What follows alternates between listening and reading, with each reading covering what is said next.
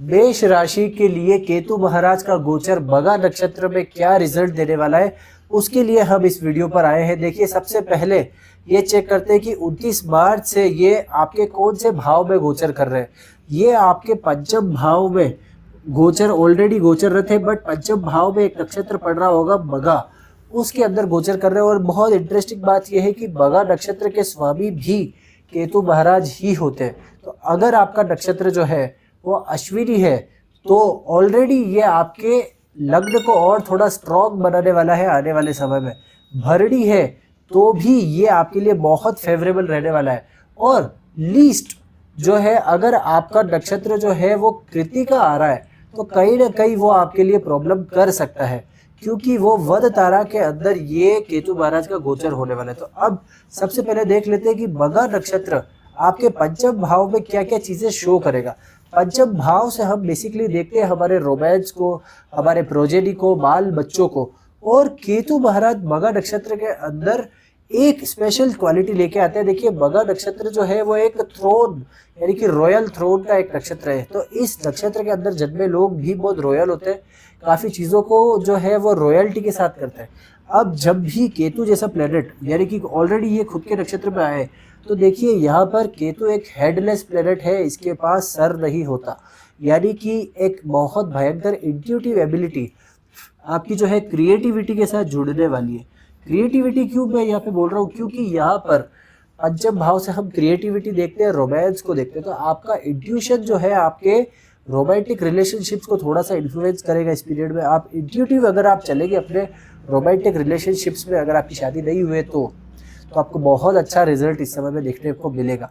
दूसरा, मघा नक्षत्र जो है वो पूर्वजों का नक्षत्र है, यानी कि इसके जो स्वामी है वो पितृ है। अब पूर्वजों का नक्षत्र होने की वजह से यहाँ पे कहीं ना कहीं एक बहुत अच्छा फायदा आपको एक ये देखने को मिलेगा कि अगर आपको संतान का सुख नहीं मिल रहा था तो आपके पूर्वजों की ब्लेसिंग्स के रूप में भी आपको संतान प्राप्ति का योग इस समय पे बन सकता है 29 मार्च से 5 दिसंबर के बीच में। उस पे भी सबसे ज़्यादा अगर अपन देखें तो आपका अगर नवांश जो है वो अच्छा राइज, अभी आपके नवांश क्या राइज हो रहा है उसके ऊपर भी डिपेंड करेगा कि ये किस पीरियड में सबसे अच्छा रिजल्ट देगा और किस में खराब। हालांकि मैं इन जनरल बता देता हूँ, केतु महाराज जो है वो अग्नि तत्व प्लेनेट है और ये ऑलरेडी अग्नि तत्व राशि के अंदर ही गोचररत है और नक्षत्र भी कहीं ना कहीं जो है केतु का ही है। और ये नवांश पे जो है लगभग अक्टूबर से 5 दिसंबर के बीच में ये एरीज नवांश के अंदर आ जाएंगे, यानी कि D9 के अंदर इनकी पोजीशन बहुत मजबूत हो जाएगी।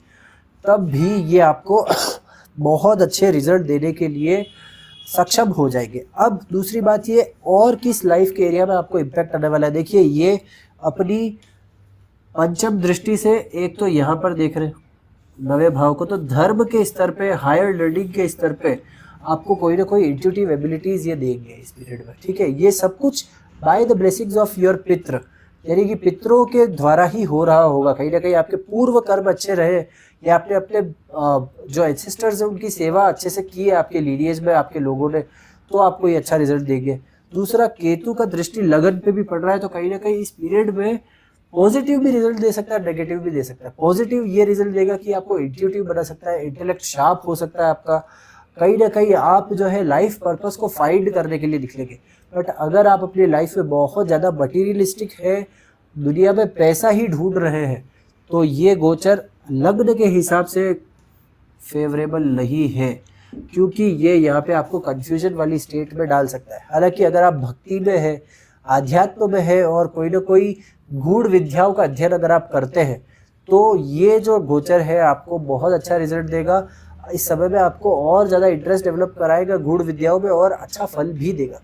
दूसरा, देखिए, केतु यहाँ पर बैठ के एक त्याग क्षेपणी करके इस मघा नक्षत्र की एक शक्ति होती है। अब इसका मतलब क्या होता है कि ये जो नक्षत्र में जो भी प्लेनेट आएगा वो त्याग करने के लिए रेडी हो जाएगा।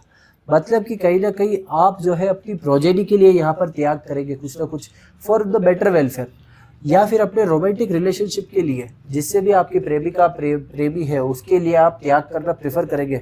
और उसका सपोर्ट आपको जो है अपने एक तो बड़े भाई से मिल सकता है, क्योंकि 11th हाउस बड़ा भाई है और ये इसकी सारा पावर जो है 11th हाउस में शो करता है। मतलब राहु केतु ऐसे चलते हैं कि केतु जिस नक्षत्र में बैठे होंगे उसकी पावर रिलीज करेंगे राहु के पास। तो अब आपको बड़े भाई से एक तो इस आपका जो ये एटीट्यूड है ना, अगर आप त्याग करने का एटीट्यूड रखते हैं तो आपके बड़े भाई से आपको पॉजिटिव रिजल्ट मिलेगा। आपके दोस्तों से या जिस भी संस्था में आप काम कर रहे हैं, अगर आप इंट्यूटिवली क्रिएटिव एबिलिटीज रख रहे हैं तो भी आप जिस संस्था में काम कर रहे हैं वहां पर भी आपको लाभ देखने को मिलेगा। लोग आपके लिए भी त्याग करना शुरू कर देंगे। आप सिर्फ इस पॉइंट पे अगर आप त्याग करेंगे ना कि पंचम भाव से जुड़ी चीज़ों के लिए आप त्याग कर रहे हैं अगर, तो आप देखेंगे 11वें भाव अपने आप 11वां भाव आपके फेवर में आना शुरू हो जाएगा और राहु महाराज वहाँ जो गोचर कर रहे हैं तो आपको अच्छा रिजल्ट दे देंगे इस समय में। तो ये बहुत बड़ा सीक्रेट मैं आपको बता रहा हूँ, इस चीज़ का ध्यान रखें और इस तरीके से यहाँ पर आपको जो है अपना बिहेवियर चेंज कर लेना चाहिए इस नक्षत्र के अनुसार, तो आपको अच्छा रिजल्ट देखने को मिल जाएगा। अब देखिए एक और इम्पोर्टेंट बात, अगर आपको इस गोचर का मान लेते कि आप जो है कृतिका नक्षत्र से बिलोंग कर रहे हैं, यानी कि ये आपके नव तारा के अकॉर्डिंग 7वें तारे में गोचररत है, तो मुझे लगता है कहीं ना कहीं ये आपको नॉन फेवरेबल रिजल्ट देगा। और उसके लिए आपको सिर्फ एक ही चीज़ का ध्यान रखना चाहिए, आपको गणपति अथर्व शीर्ष का नियमित पाठ करने से ये जो एनर्जी है वो सबसाइड हो जाएगी, वो बैलेंस हो जाएगी। बस इतना सा मैं बोलूँगा। और ये वीडियो को लाइक करें, शेयर करें, चैनल को सब्सक्राइब करना ना भूलें। नमस्कार।